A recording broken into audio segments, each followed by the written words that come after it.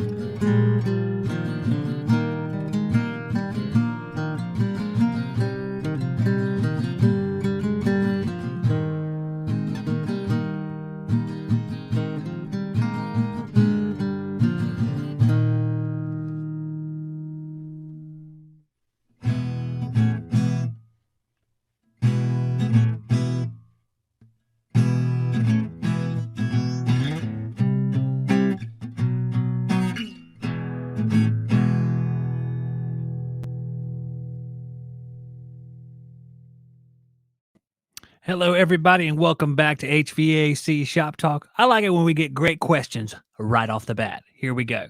Hamilton Mechanical, we affectionately know him as Hambone, says, why are we listening to Canon and D? Why would we not, man? It's an awesome song. What kind of song can last hundreds of years and still be popular? You know what I'm saying? It's fantastic. Kangaroo God says, Zach is on his third wind. Evidently, the word is out that I go to bed early. So, this is not late. We're talking about 9 o'clock here, guys. I can survive 9 to 10 o'clock. Now at 10:14, I will be hard asleep. I'll be gone. So, but we're good right now. We're good right now. We'll be fine. So tonight we have Jason. I think it's Obrzut or something. I can't pronounce it. He's giving me a thumbs up. It's obviously Obrzut. So I think it's some kind of German name. I'm not positive. He just wrote a book. You know what I'm saying? He's a very popular guy, just like me. We're both very popular guys. So low GWP refrigerant safety. Purchase it today or don't come back here on Thursday. How's that? All right, guys. Welcome to the show. Just so you know, this becomes a podcast later too. So if you want to listen to that, go to your podcast app. If you have an iPhone, there's an app right there on the phone when you get it from the Verizon store or whatever. And you can find HVAC Shop Talk. If you have an Android phone, you can use Stitcher, Podcast Addict, any app that you want to find there, and you'll find us on there. So later on tonight, after Jason is gone, we'll be giving away a shirt and a hat. That's right, shirt and a hat. We do multiple fun things on this show, but it's way beyond just learning. And we have some condenser cleaner from Refrigeration Technologies and a bottle of Nylog. So we have all sorts of great stuff. So let me summarize real quick. We have Jason on the show. We're going to be learning a lot. We have free stuff at the end of the show, and it's comedy in between. So it's really, really great. As we see we have Mary up there who just became a channel member. Thank you, Mary, for becoming a channel member. We just started that back a few days ago. I think we have 3 members now. We have Susie, Mary, and let's see, our third one is Bimco. Bimco's our third one. Glad I remembered that. Bimco's a great supporter. If you want to be a channel member and help support the channel, you should see it right there by the subscribe button at the bottom of your screen, whichever kind of screen you're looking at, phone or whatever. You should see it right there next to subscribe. You can join us for $4.99 a month and make my life complete. And let's see, what else do we have here? Sign up for notifications. Every live show that we do, because they're not always on the same night and they're not always at the same time, although I'm going to try to shoot for 9 o'clock now and push my bedtime back because it works for the most guests. And my wife says it runs into dinner time if I do it at 8 o'clock. And tonight we had tacos, and I don't want to miss tacos because they're awesome. They're great. We'll see how I feel about tacos at 10 o'clock, but right now they're awesome. They're fantastic. And as you see right there in the chat, and I'll put it up on the screen, we have Nightbot. Sign up for live stream notifications. Okay, you can click off and do that right now. You can come back after this show and do it from the description, and it'll be a lot easier to tune into the show because I'll send you a link 5 minutes before we start. Be really easy. Okay, Jason got his first shout out. Look at that. He got a shout out already. Look at that. We are popular. Man, it's really, after about 11 years on YouTube, it's kicking in now, guys. It's kicking in. I'm going to be unstoppable. Look out, HVAC school and HVAC service tech and HVAC videos. I think that's the biggest three. Look out, Steve Lav. Here I come. I'll be there in about 5 years. Okay, guys, we're going to take a little break here. I'm going to come back and we're going to talk to Jason about different kinds of refrigerants. You know, it's fun stuff. I like talking refrigerants at 9 o'clock. I think it sinks in the best at 9 o'clock. So we're going to take a quick break. We'll be back and we'll talk to him. Refrigeration Technologies make some of the best HVAC chemicals around. And that includes wet rag heat blocking putty that prevents your vital system components from being damaged while you're brazing. Also, there's Nylog, gasket and thread sealant, a variety of uses including sealing up flares, gaskets, and other HVAC joints and connections. Last but not least, there's Viper Aerosol Cleaner. I use it on evaporator coils. It foams up beautifully, does a great job cleaning. So if you need anything in the HVAC chemical arena, choose Refrigeration Technologies. You can find out more at refrigetech.com and purchase at truetechtools.com. All right. Welcome to the show, Jason. Welcome back.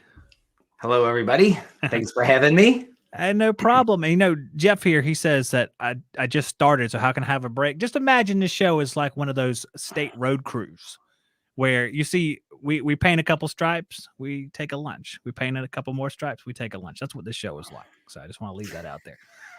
All right. So welcome back. This is your, 500th time on the show overall. I'm not quite sure. It's been a lot. So welcome. I go back a few years with you. You do. I think you go all the way back to close to the beginning. I think 2017 is when we started, and later that year we interviewed you for the first time. Yeah, that was fun. Yeah, we've had a good time over the last few years. I don't even remember. Do you remember how you first got hooked up with the show? I think I reached out to you maybe based on somebody saying they knew you. Do you remember what happened? I don't. It goes, yeah, I can, you know what? I can't remember what I had for dinner yesterday. So remembering that far back is an extreme challenge for me, especially at, close to bedtime. Yeah, we got lots of stuff working against us. 40 plus people trying to remember what happened 4 years ago late at night. Okay, yeah, that's not going to happen.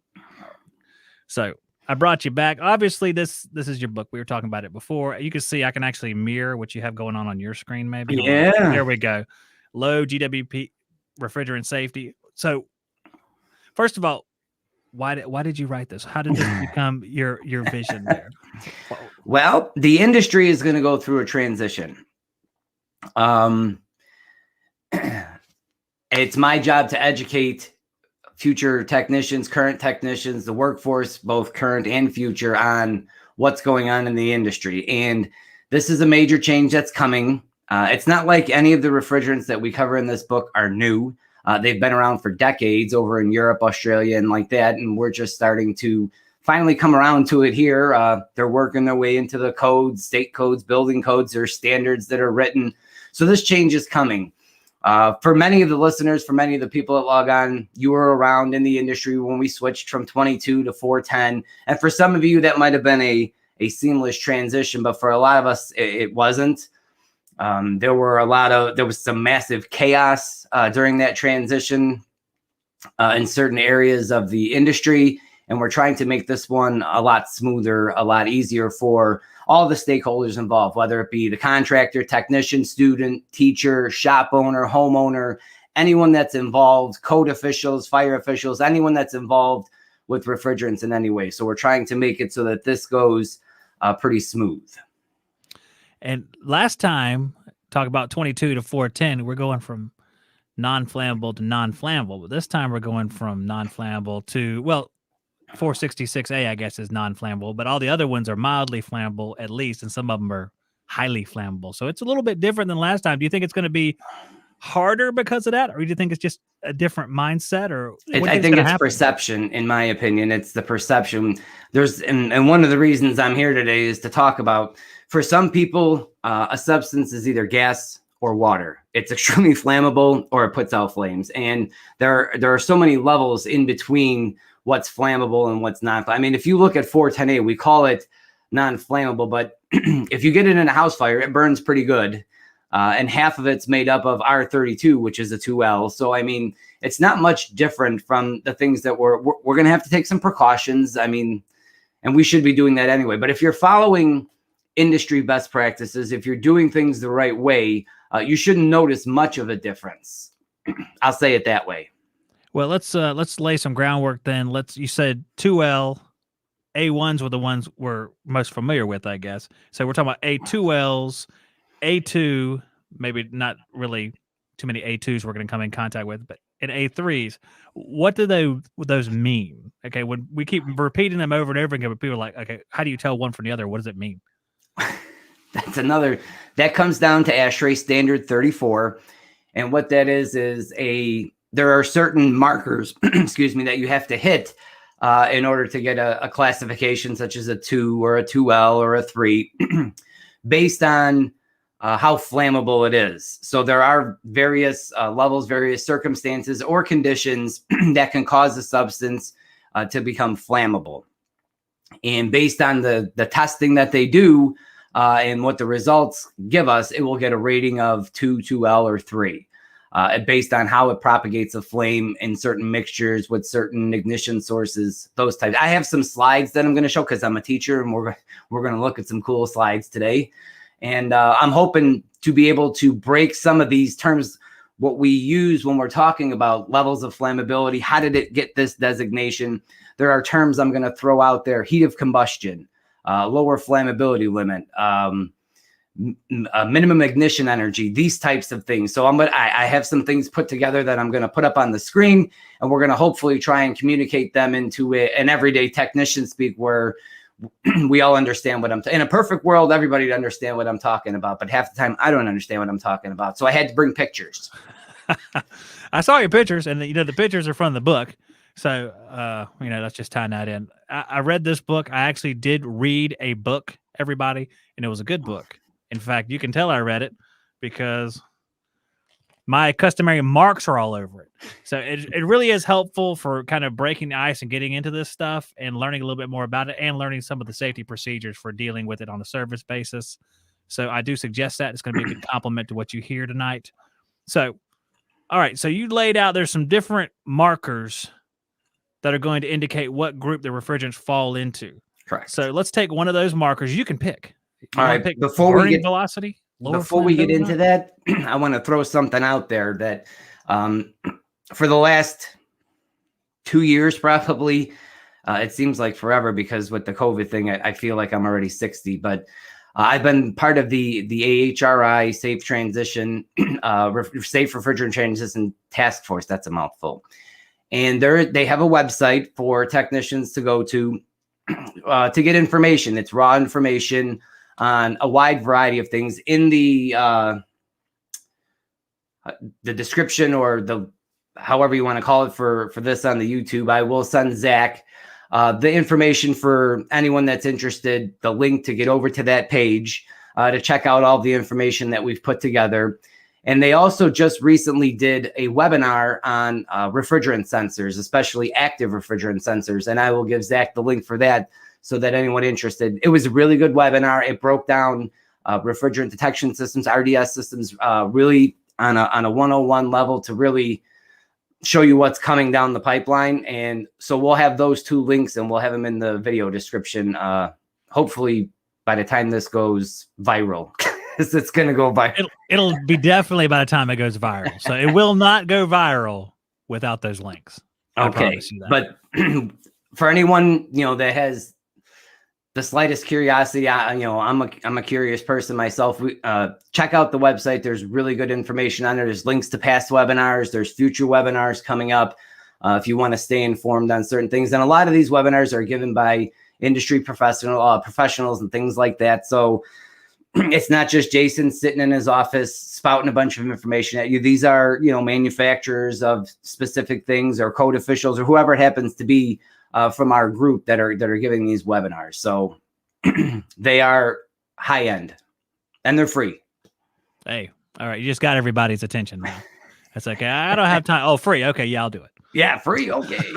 Sign me up then. All right. That's fine. All right. So, and you'll give me those links now. Do you remember any of them offhand? Because I can look them up right now. If not, then we'll just let's roll with the LFL. LFL. Okay, LFL. So the word LFL. What does that mean? It is the lower flammability limit. Let's do this. I'm going to go from being me to being a little me. Oh, look at this. We can try that. There you go.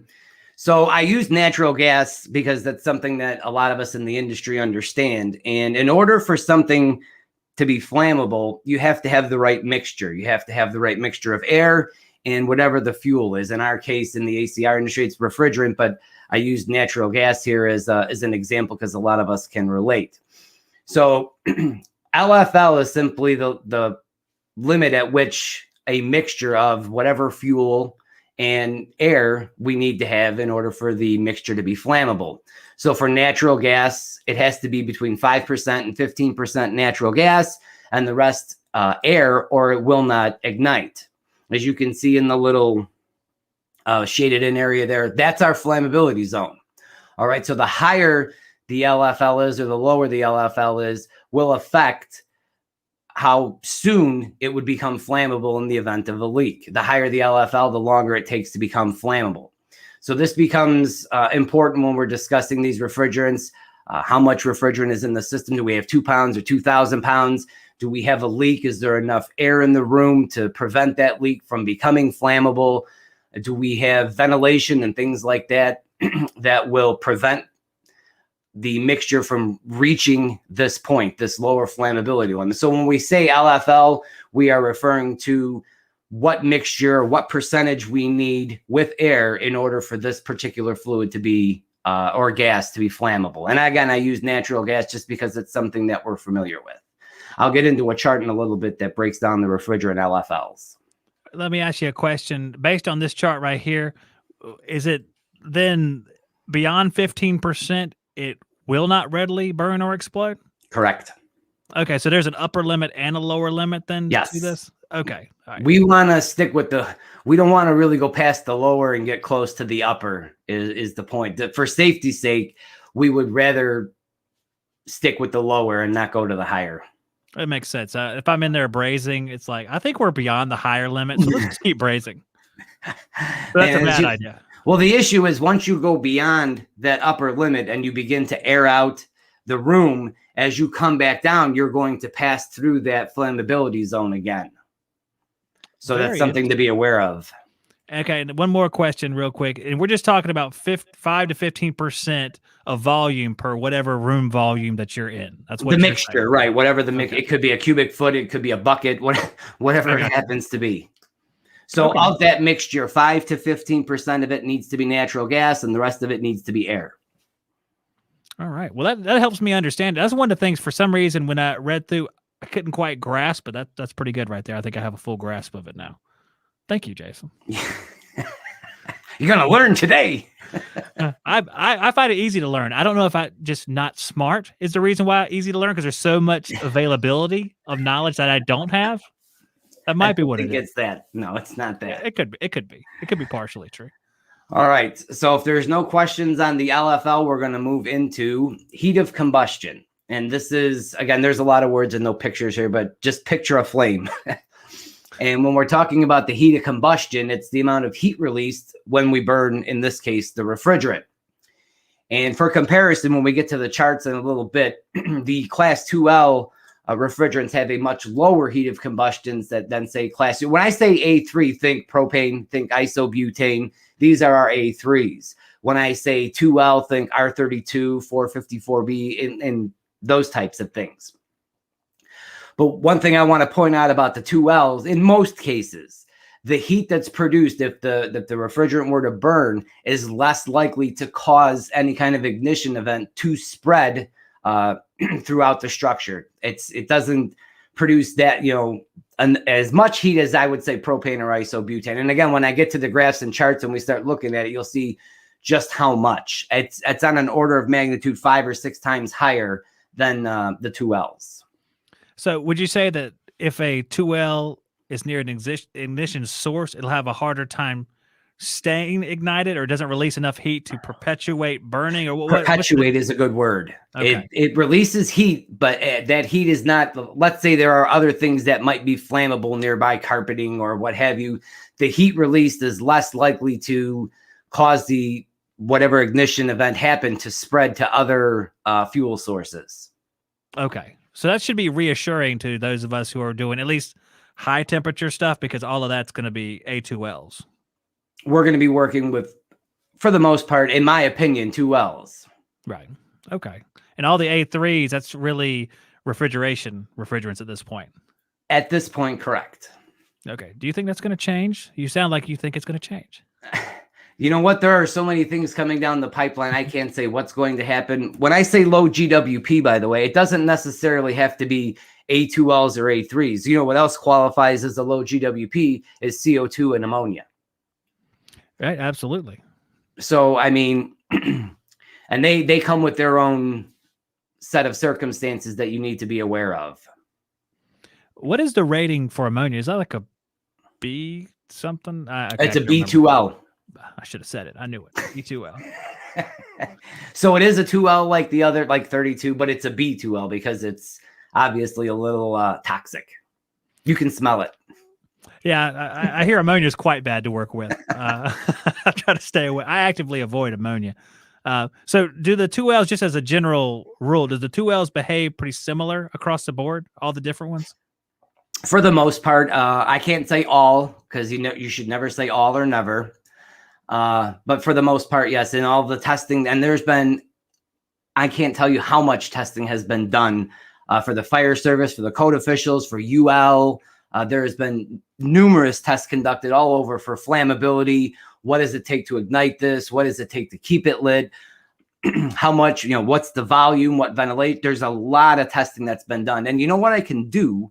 I will give you another link, because there was a test that was just done, and it breaks down. I mean, there was a couple of 100 pages in the report, but this thing just breaks it down to the summary of that report on the latest testing of the 2Ls. I'll send you that as well. Okay, I'm gonna write that down. Testing of 2Ls. He'll send me a link. He says I shall. I have it. Okay. So what is the next? Oh, we Burning already have it on the screen. velocity. All right. There you go. All right. And what we're talking about, Ed, now this is the technical definition. It's the rate at which the flame front spreads relative to the unburned gas ahead of the flame. So think of the flame chasing the fuel source. For those of us that work on furnaces, when we have that delayed ignition, when the flame shoots out of the furnace, when it all ignites at once, think of it in that manner. When we're talking about 2L refrigerants, this is, I mean, when we talk about A1s, A2Ls, A3s, the only one that where they really highlight, if you will, the burning velocity is the 2Ls, and it has to be at 10 centimeters per second or less. When they get into the A2s and the A3s, they don't really stress the burning velocity. They just say, okay, it's more than 10. All right, it's either going to be a 2 or a 3. So 2Ls are the ones that let me take a step back. Let me say this slowly, because I know I'm speaking fast. When AHRI Standard 34 originally released, there was just 1, 2, and 3. There was no 2L. It wasn't until recently, when I say recently, this could be the last 10 years, 15 years, that the 2 class was divided between the 2Ls and the 2s. And that's when we started looking at things like, okay, the burning velocity is kind of what separates 2Ls from 2s, that and some of the heat of combustion. So there are hard lines in between the two categories, and yes, you're saying the two hard lines are burning velocity and the heat release during combustion. One of the big hard lines is the burning velocity. Yes. The other one we're going to get to is what we're going to speak of next is the ignition energy. What does it take to light it? So, okay, let's just to review here and make sure the layman's terms in my brain are correct. You have a gas that's ignited. You have unignited gas outside of this area, and this is the rate at which it's going to burn through that unignited gas. Yes. Okay. The flame is going to chase the fuel source, so to speak. Okay, and A2Ls, would you say they're relatively low compared to your A3s that are out there? Yeah, you're going to see that. We're going to tie all, I know I'm putting a lot of information out there. The reason I threw these slides in is because I have some charts we're going to look at that talk about these things, and I just want you to have a background information about the things that we're discussing here. Absolutely. So we're going to tie it all together. Don't worry. If you missed if I went through one of these a little quickly, when we pull these charts up and look at the actual numbers of some of these refrigerants, it'll make a lot more sense. And at any time, if someone has a question, please jump in and say, hey, I don't understand a word you just said. And if you type a question, type it in all caps. It's easy for us to see. It's easy for me to see, and I'll relay it to Jason if he doesn't see it. So, all right. So we're going to move into, in a second here, the ignition energy. All right. So we rate, or when we're doing testing, we're talking about the amount of energy needed to ignite something. And we measure that in millijoules, or little m, capital J. And for a point of reference, we'll take, if you see in the image, the spark plug there. A high voltage spark plug produces between 20 and 30 millijoules of ignition energy. okay. All right, so when we get to the chart, keep that number in your mind, that a high voltage spark can produce between 20 and 30 millijoules of ignition energy. And the reason, again, we're focusing on this is when we talk about 2Ls, everyone's like, oh, a hair dryer, no. Things like your hair dryer, a toaster, static electricity, these things cannot ignite A2Ls. Believe it or not, in some of the testing, they proved kind of difficult to ignite. Oh, that's interesting. So, okay, so if you have like a spark, and you also have to have the whatever gas it is crossing the lower flammability limit threshold. Right. So not only do you need the ignition energy, but you also need the right mixture to be present.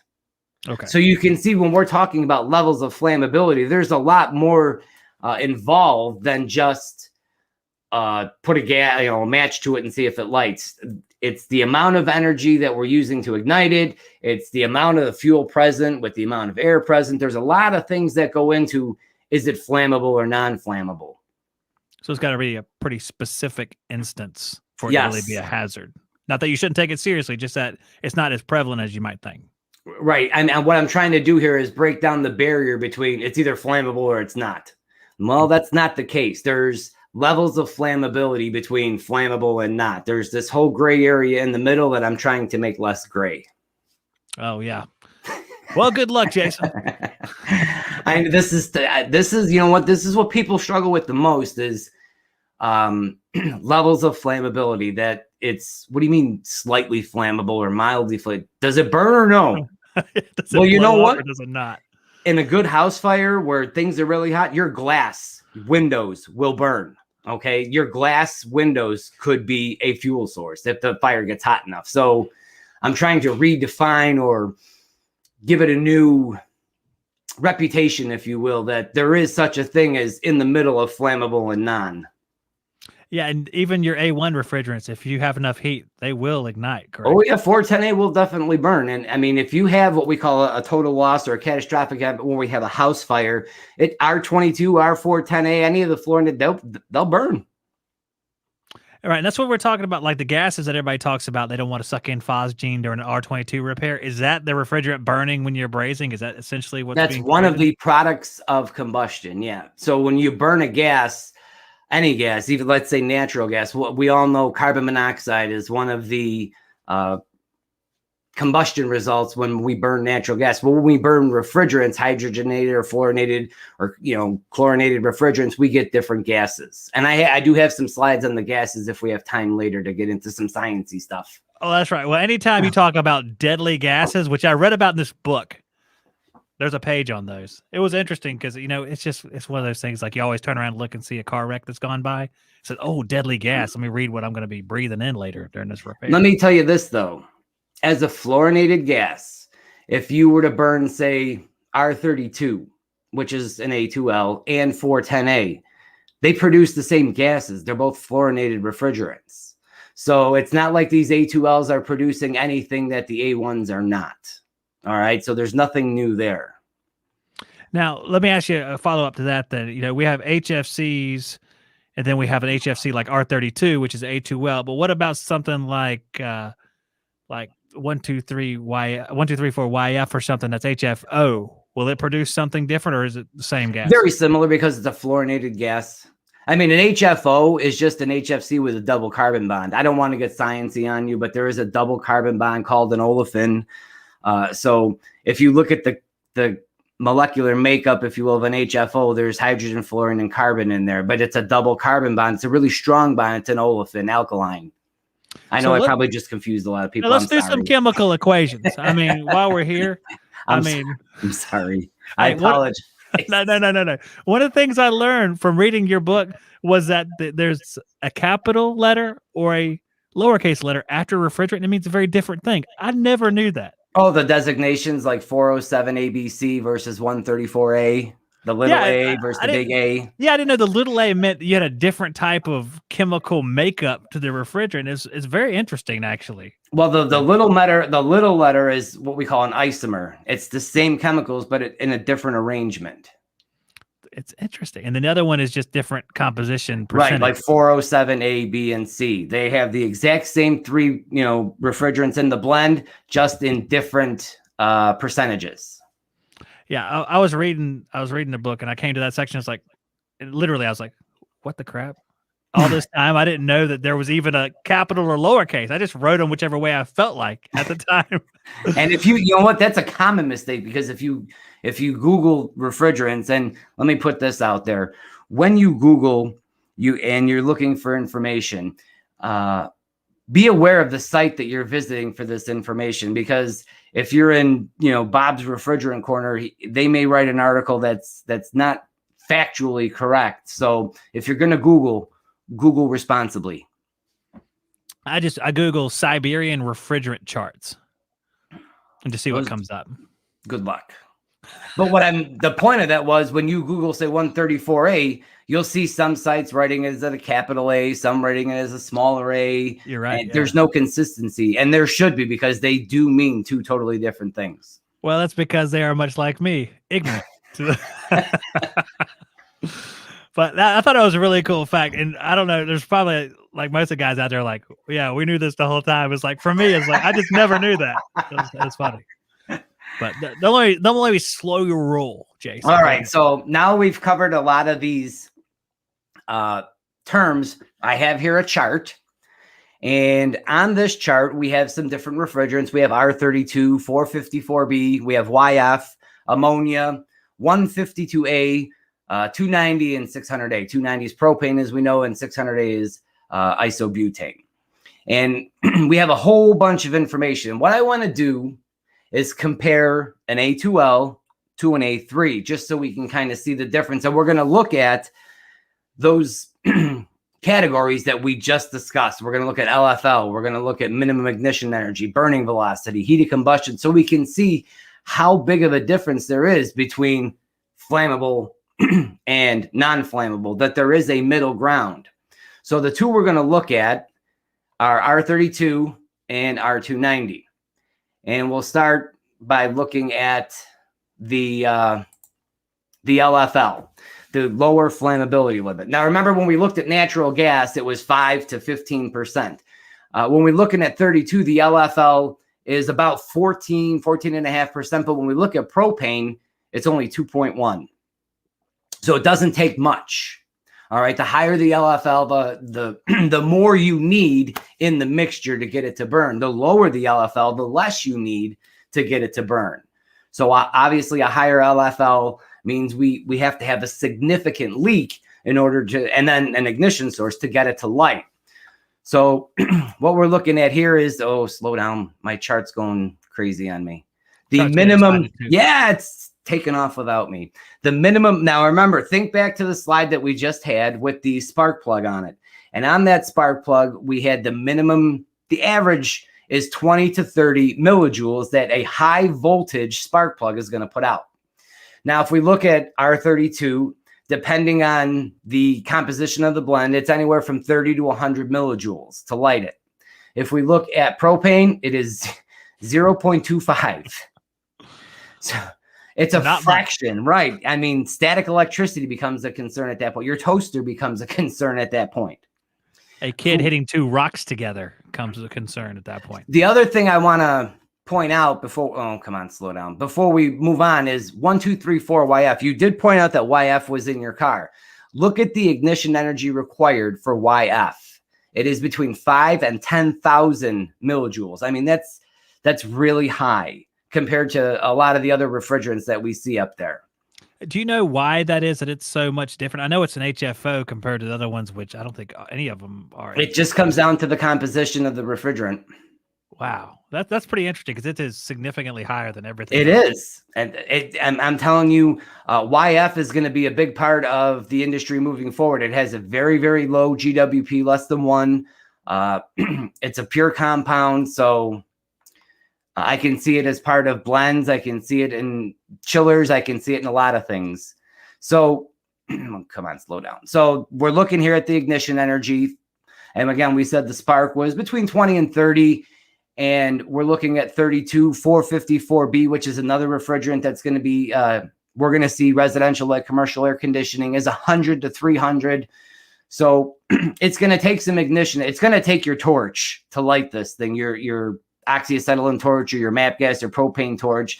An accidental ignition due to some kind of a spark or some, it's extremely unlikely. I think all these guys use MAP gas here. It's hot enough. The other thing we're going to look at here is the heat of combustion. Remember what we said was the heat of combustion is if we do get this thing to light, how much heat does it put off? How likely is it that it's going to produce enough heat to ignite something nearby or to sustain the combustion itself?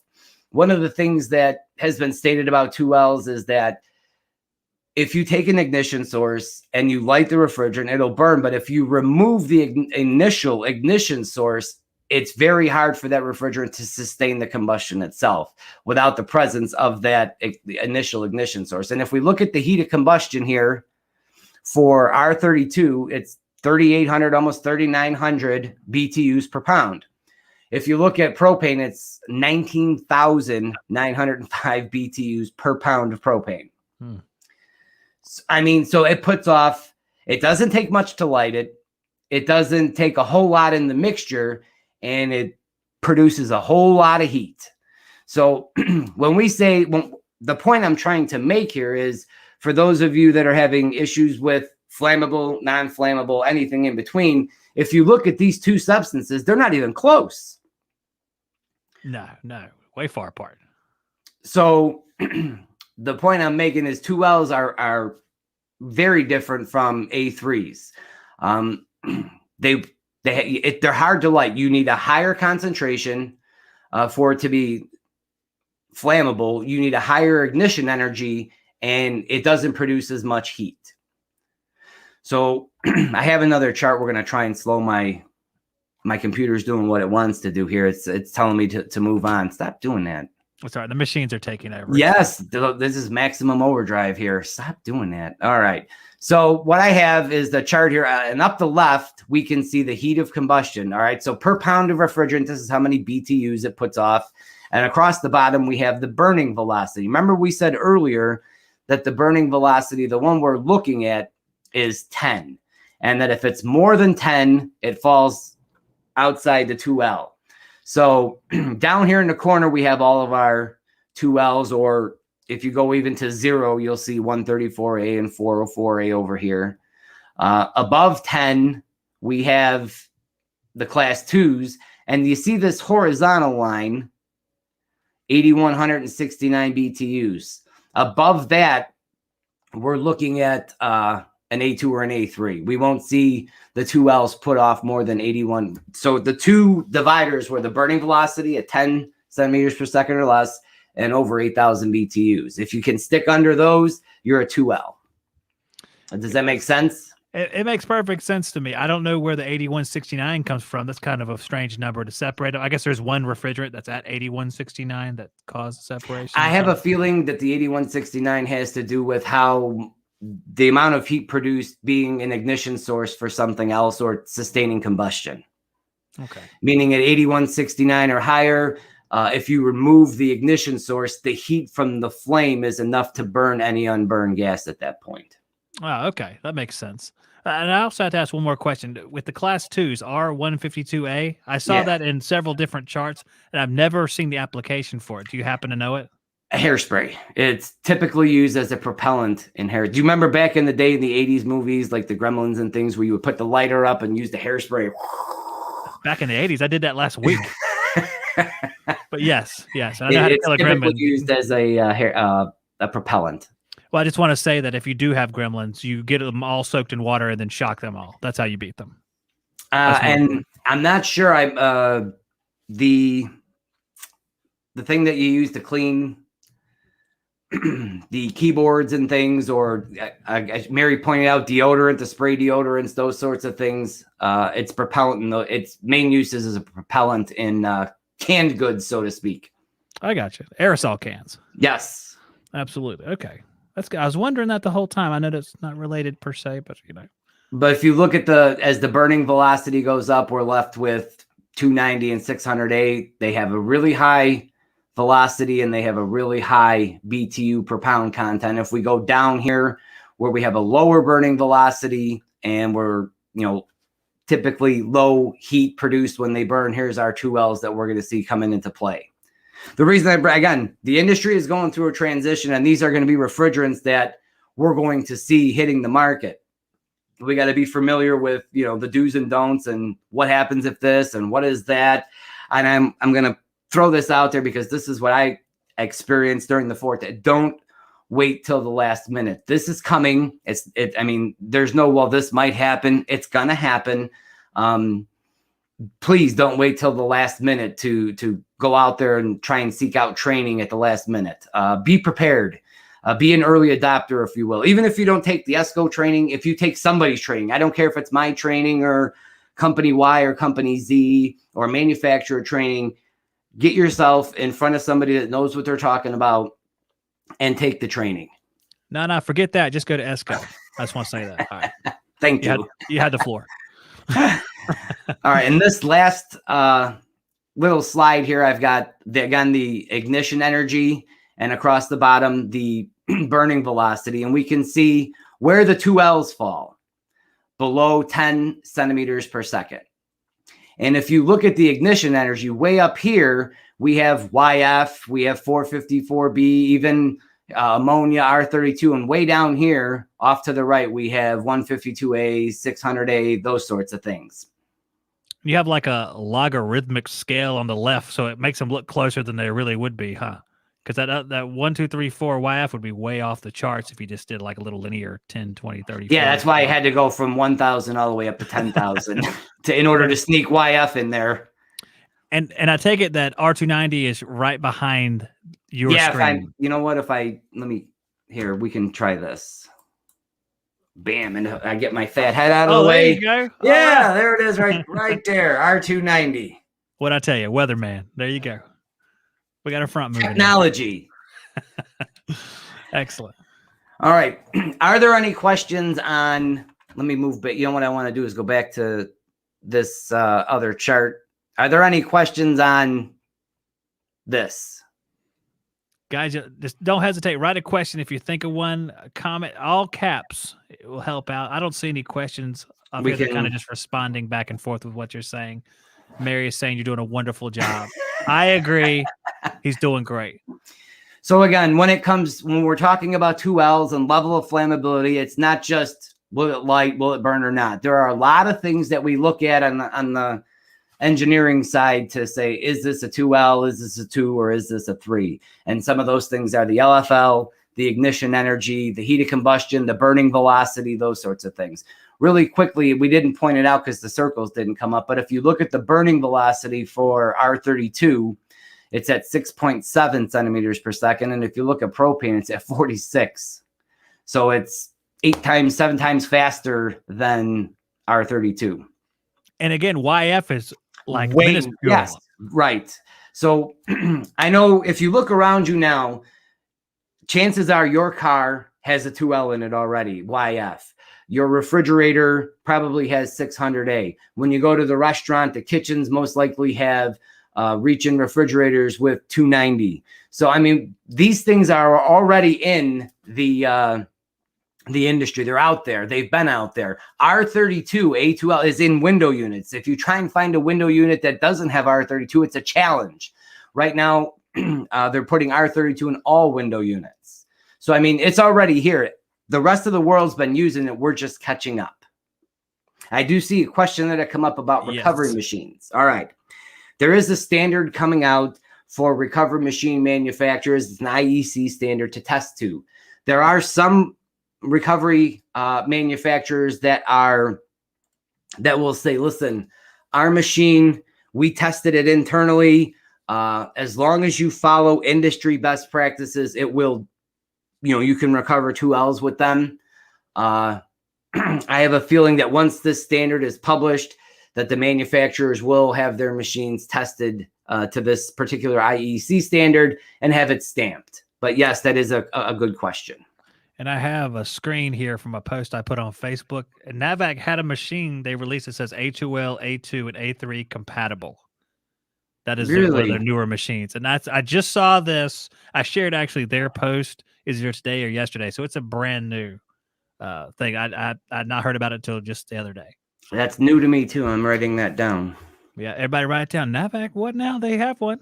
So at least that was the language you were saying to look out for, compatibility. Because if it doesn't say it's compatible, then you stay away from using it.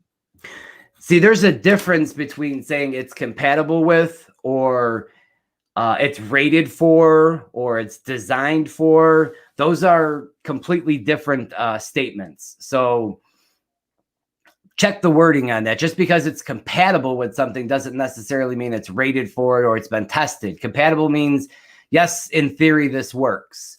But it doesn't imply that there's been any testing or any kind of, any safety testing or anything done. But I'm going to assume since they put the words on there, they're pretty confident about it, or else they'd be opening themselves up for a world of pain legally. I'm going to definitely do some research on that. I believe Master Cool has some stuff as well. Good old Master Cool, man. Never hear about them anymore.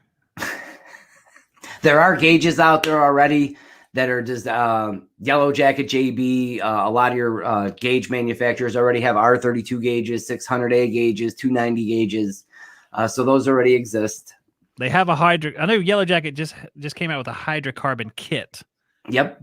But I don't know. I'll try to bring it up. With the scale. Mm-hmm. I did see that as well, right? Yep. Try to find that real quick while we're talking. It'll take me about 10 minutes, everybody. Hey, that's not a problem. I'm just kidding. It should be. There's a question that come up. It says, since the GWP is so low, it doesn't deplete the ozone, the EPA will still want recovered. For safety purposes and for, again, clean air, part of the Clean Air Act, there are only a select few of refrigerants like propane, like CO2, that are exempted from recovery. I can see moving forward that all of these refrigerants, fluorinated refrigerants, HFOs, HFCs, HFC, HFO blends are going to need to be recovered. They're still going to fall into the purview of the Clean Air Act. I gotcha.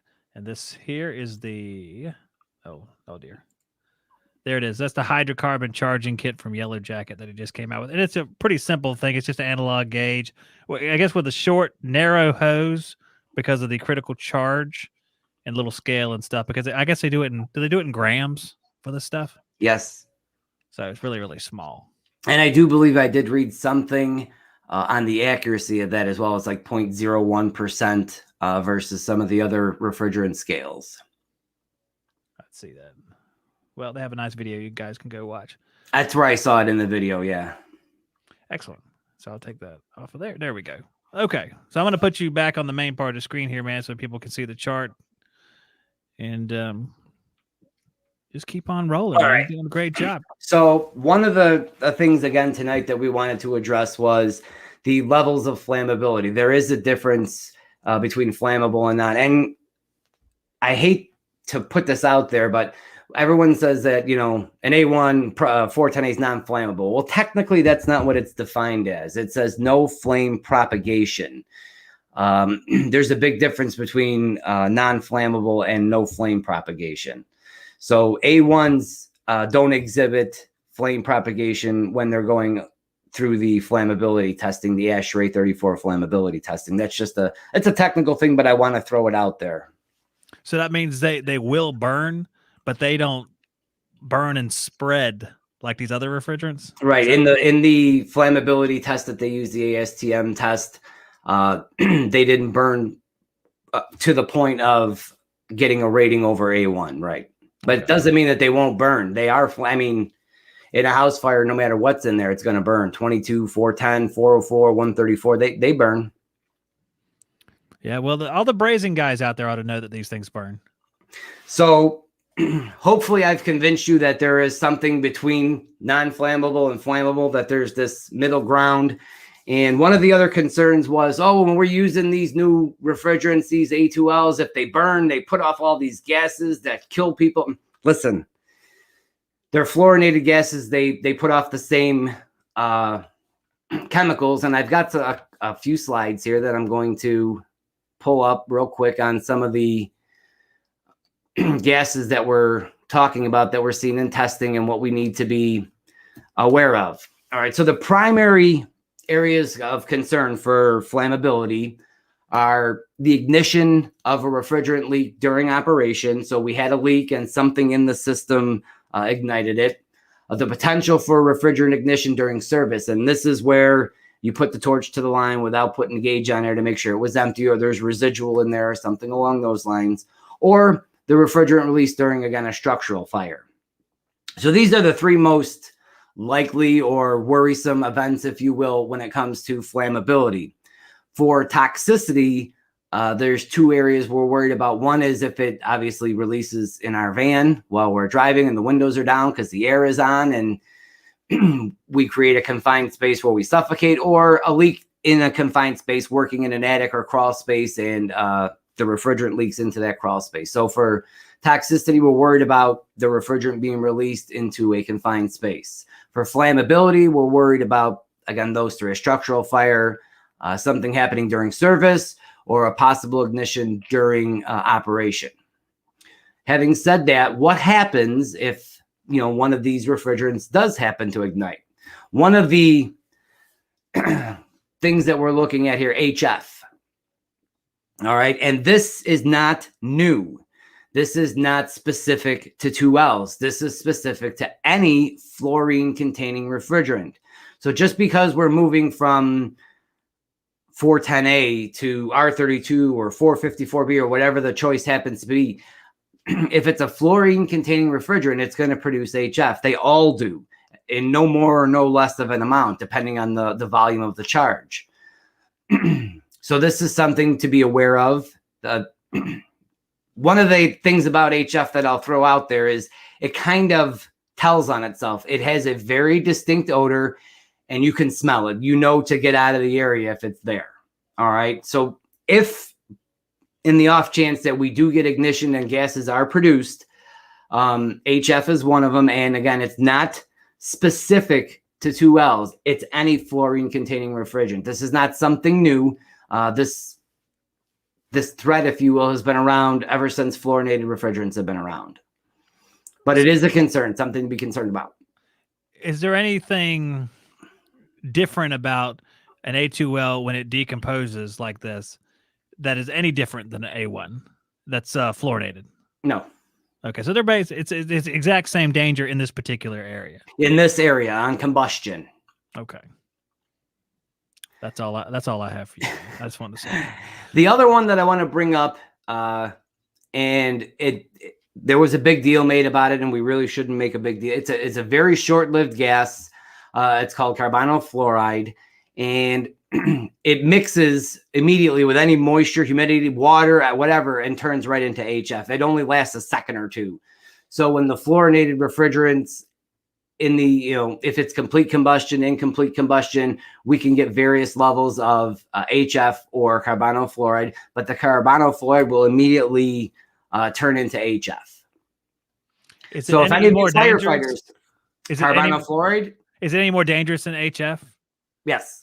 Oh, so it is. It's more of a severe. But it doesn't hang around. It's not around long enough for, in my opinion, to be any kind of threat to anybody, because as soon as it hits the air, any humidity, moisture, whatever, it immediately converts or transmutes or whatever. There's a chemical reaction where it turns into HF. So your face is going to have to be on right there. Like you have to be brazing right in front of your face, basically, for it to be an issue. Okay. So those are, two of the things that we should be aware of, those two particular gases. And again, they're not new. They're not specific to 2Ls. They're specific to fluorinated refrigerants. And this really gets into, first responders, firefighters, those sorts of things when they want to figure out, in a house fire, what PPE is needed in the event of what we call a structural fire. So as technicians, we have the ability to create these things if we put our torch to the system at the wrong time. But as the real danger is more in first responders and what PPE they should enter the structure with. Oh my gosh. I have another potentially ridiculous question for you. Potentially ridiculous. I like that. You can remove the potentially after we're done. If you do have some sort of structure fire or some event like that where the air is super dry because of what's occurring, is it possible that will linger longer? Not necessarily, because as soon as the hoses from the firefighters get on it, it all turns into HF. Okay. So not too ridiculous. Right. That's why they call it a short-lived gas. I'm just trying to think of the worst possible scenario, I guess. Well, you know what? It's funny you bring that up. All of the testing that's being done on all of these refrigerants is worst case scenario.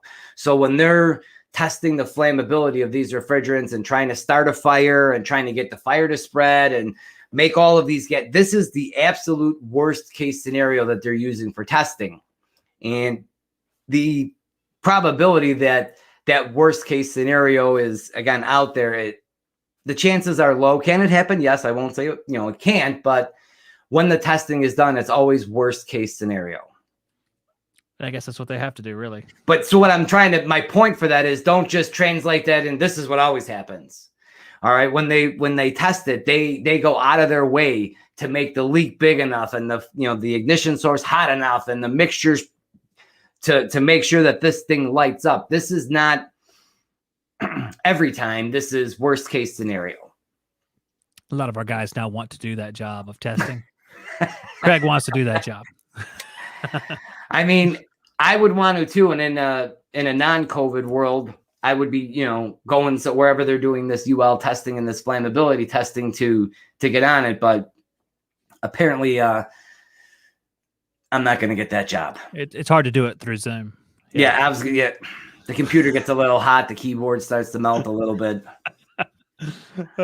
Bad live stream when you're testing stuff on air. We do test hydrocarbons in the yard from time to time. In the yard.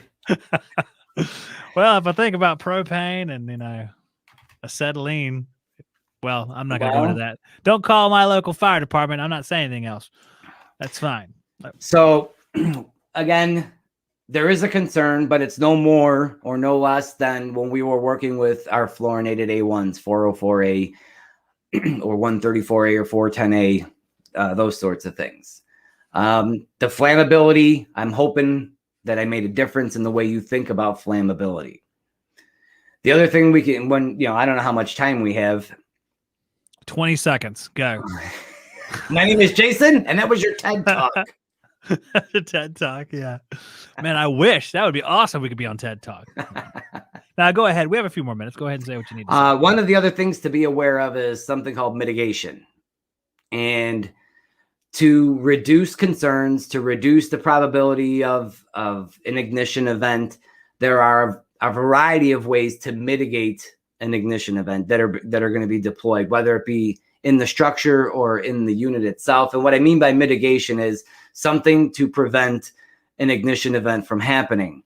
Room sensors, and these are active sensors. What that means is instead of just sounding an alarm to get out of the building, they're going to turn something on or turn something off. They're going to be wired into something to do something else. They are active. They may turn on a fan and bring in air to keep the leak below the LFL.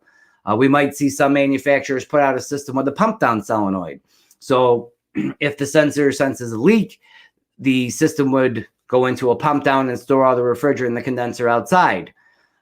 We may see sensors in the unit, in the airstream, depending on the volume of refrigerant, the size of the structure, how much air is in the room, those sorts of things.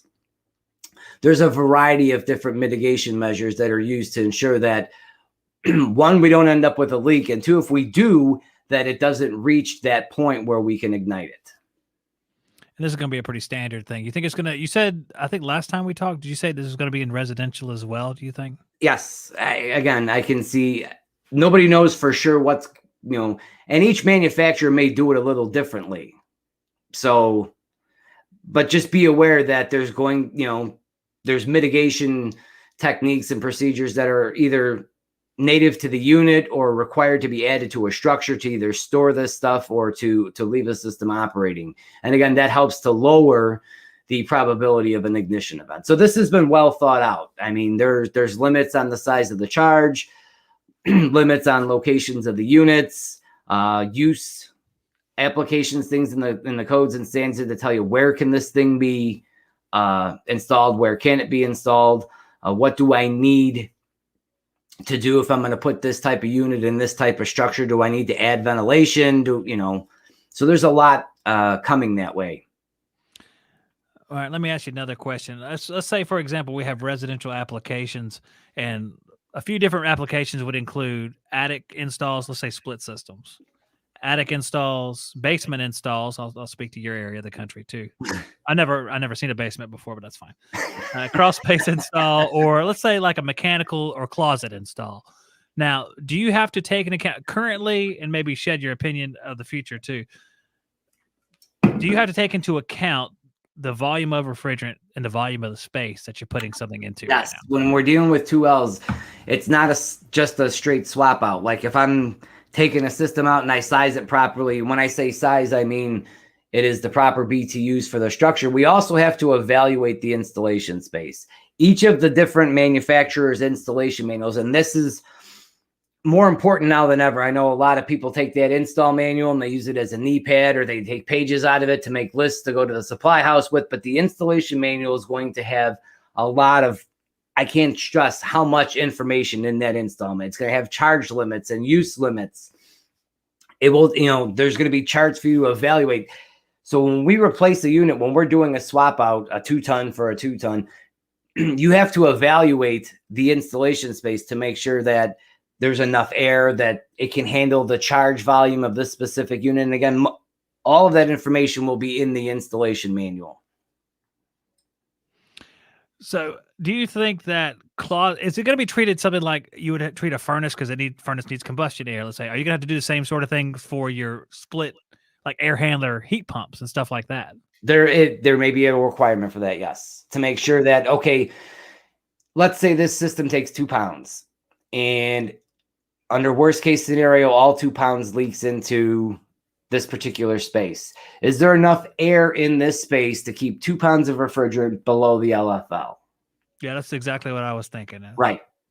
And you can have mitigation to put, a sensor that turns on a fan, or there's always a constant running fan, those sorts of, I think in the recovery machines, like the one that you were showing me, one of the things they use for mitigation is the fan is on 24/7 on that little thing, and it moves a very, very high CFM through the body of the unit, so that if there is a leak in the recovery machine, it gets it out of there and blows it far enough away from the machine so that there's a really high CFM fan that's constantly running in that recovery machine.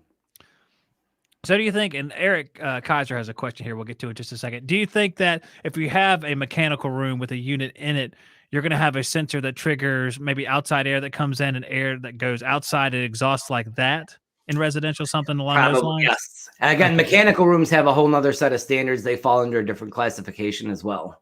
So they do have requirements for what we call permanent ventilation and things like, you might also find a pump down solenoid in a mechanical room where the sensor sensing a leak will send the system into a pump down and store the refrigerant in the outdoor unit.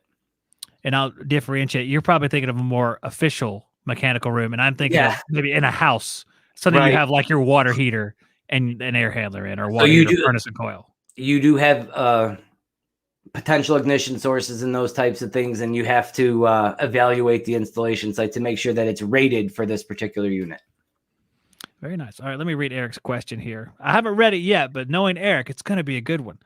Let's see. Our buddy Eric Kaiser, guest, who will return soon. Eric, you can return soon. Let me just put that out there. Any idea how storage requirements will affect distributor or contractor warehouses? Oh, interesting. Yeah, like if they're storing all that equipment at a warehouse. All right.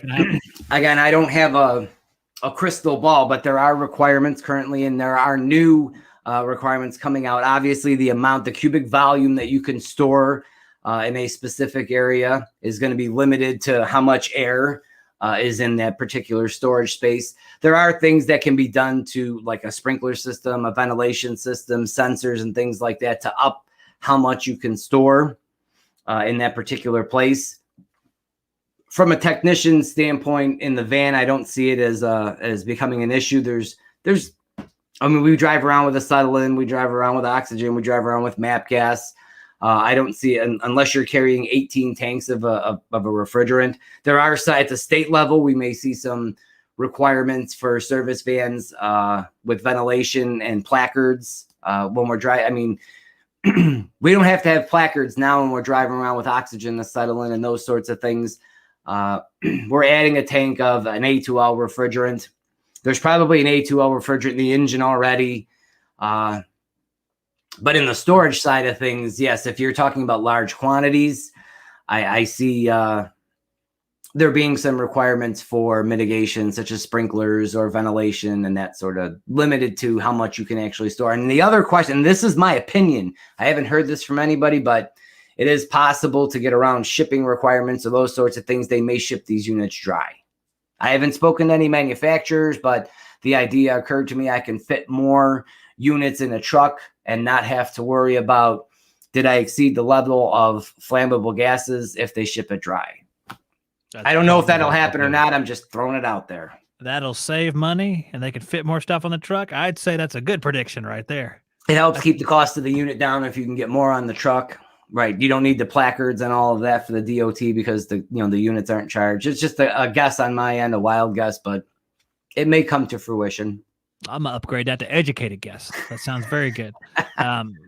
Now, if you have a warehouse at a Goodman distributor, do you have to have a bigger fan because they leak more? I'm just kidding. I'm just kidding. Every show wants a show, Goodman. Thanks a lot for 2009 through 11. I'm not joking at all, though, really. Okay, well, the show is near its close. I feel the slumber coming to me, and it is 10:16. I was supposed to be asleep by now. Oh, but I'm just kidding. I stay up till 11. I'm just kidding. I have to have my microwave popcorn and watch TV and fall asleep on the couch like a real 40-year-old.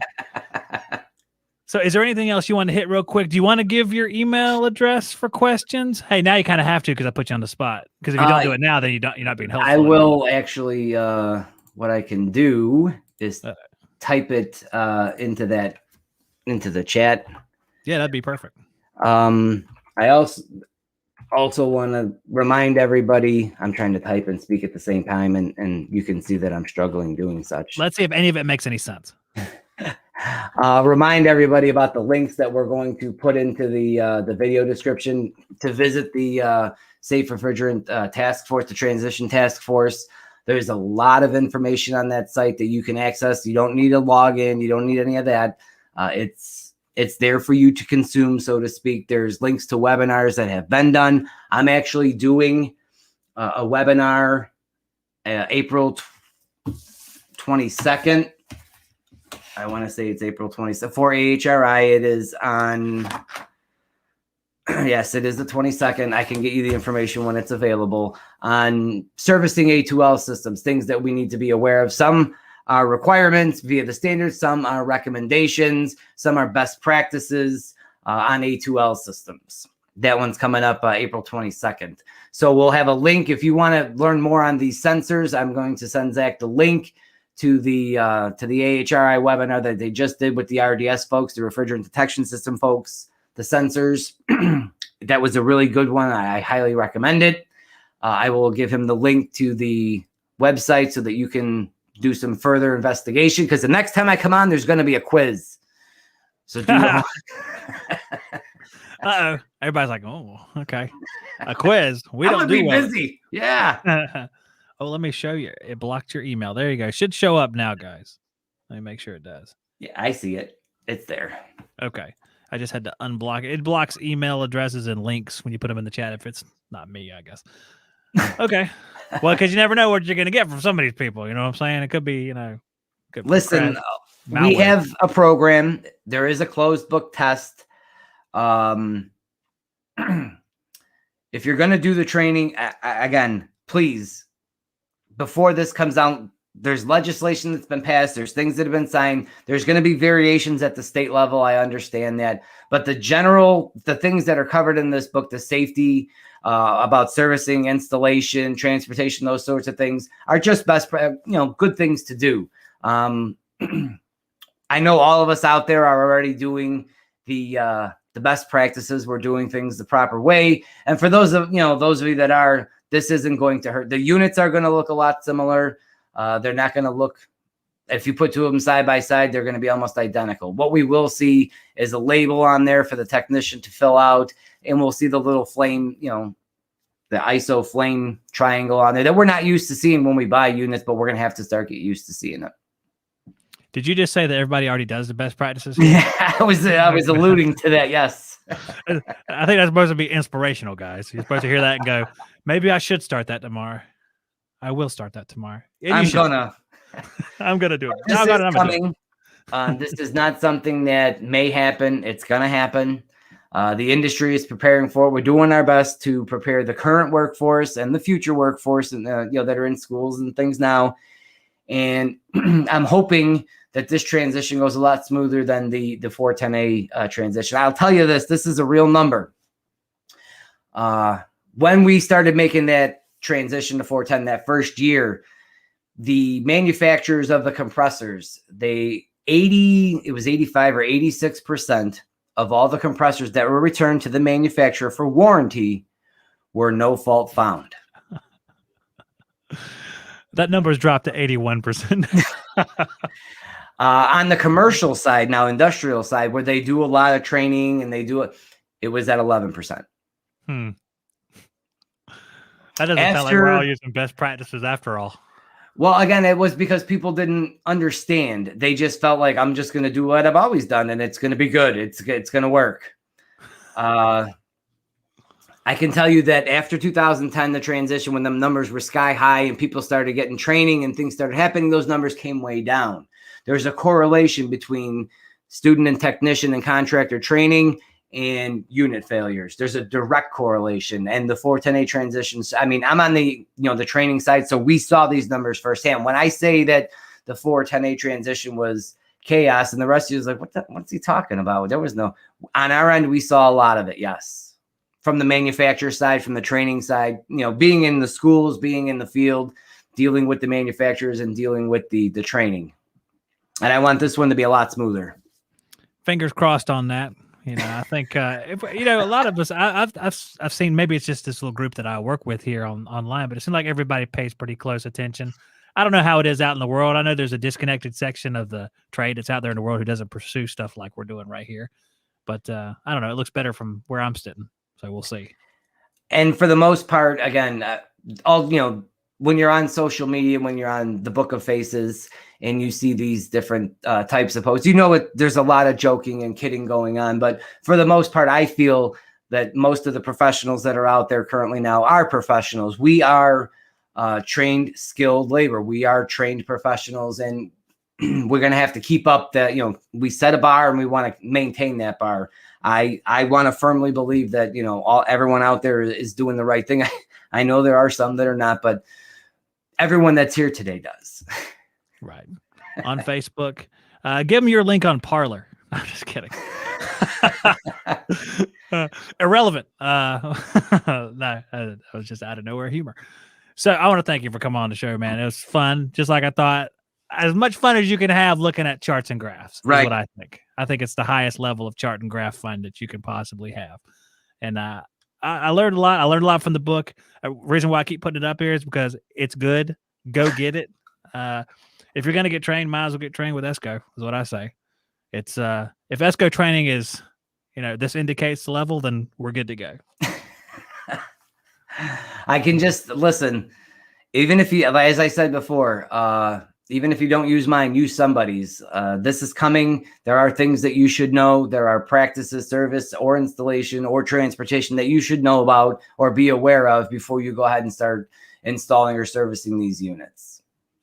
It's very humble. Just use Esco. Don't listen to him. It's fine. Just use Esco's training, is what I say. Well, thank you. And visit the AHRI website because, man, there's a lot of information on there.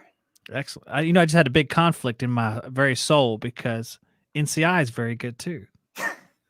Dang it. But they're not here today. So we'll do that when David Richardson comes back. Be like, NCI is the best. Yeah. All right, guys. Well, this group is made up, the AHRI task force has people from all walks of the HVAC industry, from every different manufacturer, just any corner of the industry that you can think of. They're represented in this task force, and they're all giving their input on the information being put in. Also, we have all different groups that we know and love. Yes, they're all in there. The Justice League of HVAC. That's a good way. Yeah, and I'm going to be the one that doesn't fly. It could be the Flash. As I've heard that in this Snyder Cut one, the Flash is quite heroic. You should be the Flash. Well, I'll take that one then. I don't know. I've only watched 2 minutes of that movie. It's like 4 hours long, but it was pretty good. 2 minutes. So I don't know. But that's a whole different subject right there. All right, Jason, thank you. I really appreciate it. Look for those links as soon as he gives them to me. What I'll do is I'll put them in the video here. You can come back and check on that, and also put them on social media, so you will see them on social media as well. And probably you have my email, so if you have further questions about anything, feel free to reach out to the email. Absolutely. Fantastic. All right, man. The show number 560 is in the books or something like that. I don't know. We've done a lot of them. Total podcasts. I literally think we're at like 400 just overall, and you're probably like 8 of those, I would think. So I'm gonna thank you. Thank you for coming on, man. I'm gonna let you go. We're gonna take a little break, and I'm gonna give away some gear real quick before you wrap it up. Nice. That's right. So that's right. That's the throwback gear. That's the AHR 2019. I want to say. I think it's 2019. Wasn't it? Yeah, in Atlanta. In the ATL, we were rocking and rolling. Then the COVID came, and our lives were ruined, and we could never meet again. And we can't be out in the world where it's people-y anymore. Yeah, and you poor guy was in Chicago this year. I know, and I could have went for it. Yeah, and I don't know what next year is. Probably Las Vegas or something. We're planning for the HVAC Excellence Conference tentatively for being in person in Vegas next year for the educators and trainers. And is it March? It's in March. Yep. March, we just finished it. It ended Friday. It was all virtual this year. Yeah, I was trying to remember if it just finished March or was it last? Okay, March. No, it just finished Friday. And HR is typically January or February. I don't know where that. For some reason, I think it's going to be in Las Vegas. So maybe everything's going to be in Las Vegas next year. I just got a text from the guy who does HVAC Tactical, the hats and shirts and stuff, and he's saying they're having some kind of party in Vegas. So that might be AHR actually. All right. So if you want a party, go to AHR and find the Instagram people. They're going to throw down, is what I hear. I don't know what that means. You have to be there to find out. What happens in Vegas stays in Vegas. That's right. Except for nowadays, everybody's got a phone. So watch out. The saying sometimes meets technology and it doesn't work. All right. We're going to take a break, man. Jason, I'm going to say goodbye and good evening to you. And thank you, everyone. Yes, sir. And we'll see you on the next one. Okay. Yes, sir. All right. Now I'm going to go to a little bit of break right here, and we're going to give away some stuff. And let's see, what was our stuff? We had a hat, shirt, and coil cleaner. It's condenser coil cleaner. You can make 9 gallons of coil cleaner with it. And there's some nylon. So we'll be right back after the break here, and we'll give that stuff away.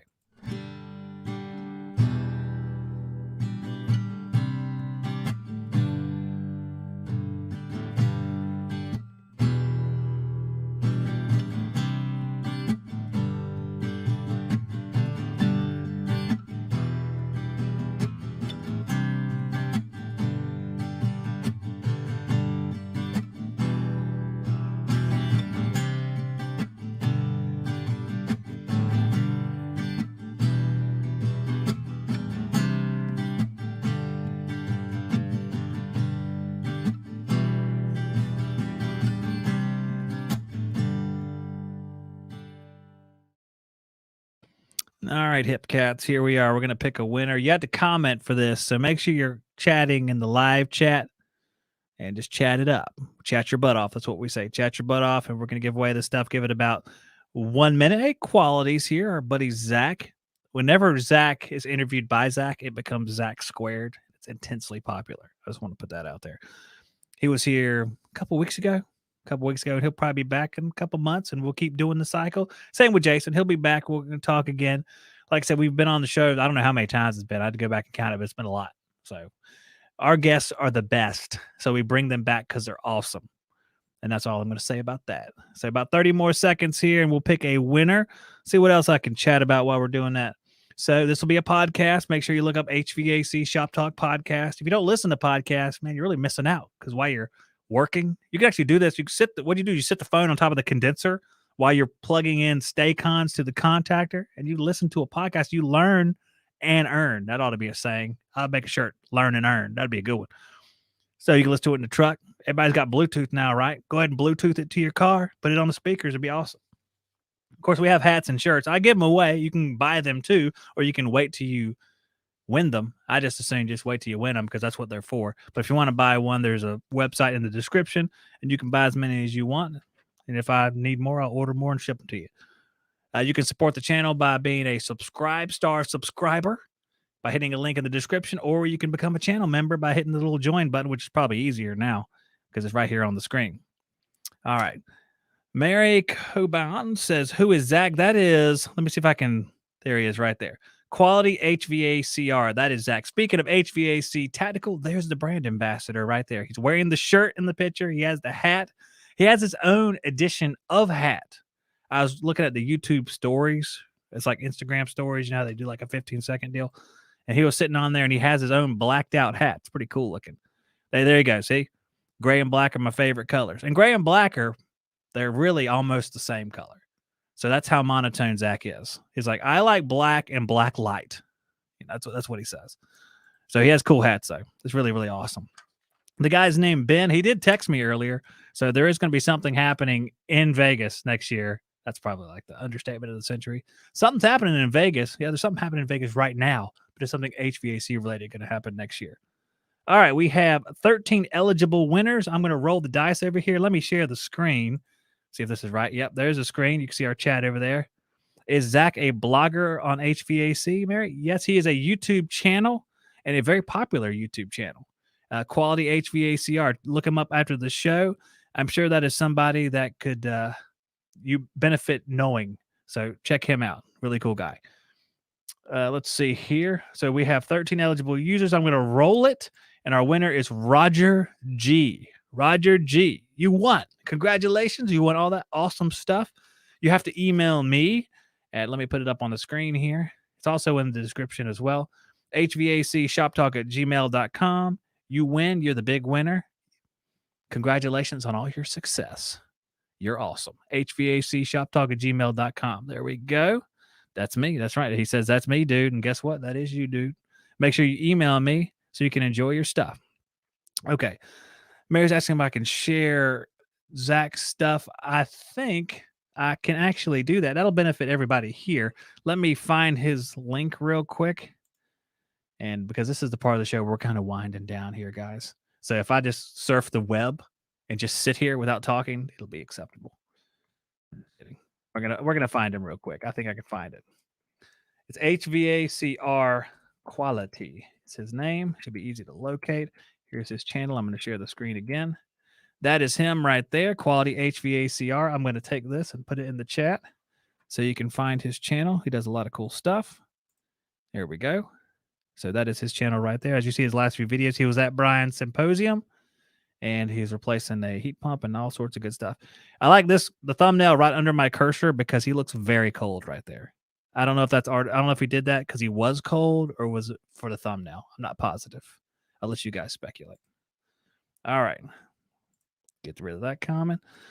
All right. Well, that's about it for today, guys. I'm going to get out of here. It's about time for the narcolepsy to kick in. It's just, it's just, hey, look, Jason sent me my links. I can see you down there still, Jason. I see the links pop up on my email. You know what? It's so easy just to sit here and put them in the chat now. I just keep talking. I'm good at this. I can talk all night long. All right. But like I said, eventually I just keel over. But don't worry, it'll be all right. I'm just sleeping. All right. I'm going to bring up these links right here. We have first safe refrigerant. Let me see if I can copy and paste. Safe refrigerant transition task force website. I'm going to put it right here in the chat so you guys will be able to follow along. There's the first one. We also have, let me make sure that I got in there right. Yep. Okay. We also have AHRI sensor webinar, and that's going to be the second one here. And paste. See how efficient this is? The information flows seamlessly between us. Esco low GWP refrigerant safety book. That's our third link right here. And paste. And there we go. All right. And I think that's all of them. Yep. 3 of them. Okay. That's the 3 links right there. I'll put them in the description of the video as well. We'll go ahead and put those in there. So they will be available later tonight. I'll go ahead and put them in there now, but I won't say come back immediately because I'm just a man. I'm slow. All right. So we're going to get out of here. I'll be back on Thursday. All right, this week on Thursday, 9 p.m., we're going to have Chuck. It's Comfort Plus. If you don't know Chuck, he's an excellent company owner. He's just a cool dude. He's a friend of mine. He lives in Tennessee, has the Comfort Plus YouTube channel, and he's just an awesome guy, very humble. It's one of those guys that's extremely intelligent, but he never lets that on. And then he starts talking. It's like, this guy's incredible, but he's so humble. That's Chuck right there. He's awesome. So he's going to be here on Thursday, and then next Tuesday, at the end of next week, I'm going on vacation to the mountains, which hopefully I'll be able to actually meet up with Chuck, because last time I was there, we met in the middle and had a nice dinner in Boone. So hopefully we can do that again. So we won't be here for the next Thursday, but on Tuesday, I am hoping that we have Dave Shanklin, who is NorCal Dave. A lot of you guys like him. He's on YouTube as well, and I hope he'll be here on Tuesday. It really depends on me making sure he has the proper equipment for the show. And if not, I have to send it to him, and it's got to make it to California. And that is the biggest question. So I have to text him and find out. So as long as that goes fine, then he'll be here. If not, he'll probably be here the following week, and I'll have somebody else on Tuesday. So we'll see. All right, guys, thank you for watching. I really appreciate that. Thank you to Jason for coming on. Thank you for our new chatters out there. That was really nice of you guys to drop by. Thank you, Mary, for being a new channel member. That's awesome as well. I'm going to hit that special button and disappear, and I'll see you guys on Thursday.